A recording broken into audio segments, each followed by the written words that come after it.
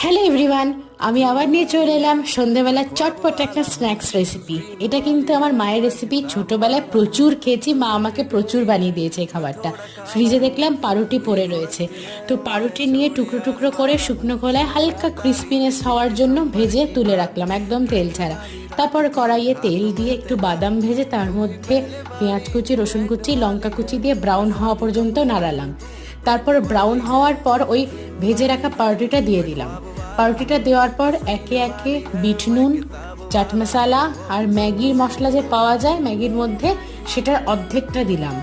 তারপরে দিলাম tomato sauce, দিয়ে ভালো করে নাড়ালাম। ব্যাস, রেসিপিটা কিন্তু এইটুকুই। তাহলে দেখো, 5 মিনিটও কিন্তু লাগবে না। দেখতে যেমন সুন্দর লাগছে, খেতেও কিন্তু দারুণ টেস্টি ছিল। এই চটপট তোমরাও বাড়িতে ট্রাই করো আর আমাকে জানিও যে কেমন খেতে লাগছে। টাটা, দেখা হচ্ছে নেক্সট ব্লগে।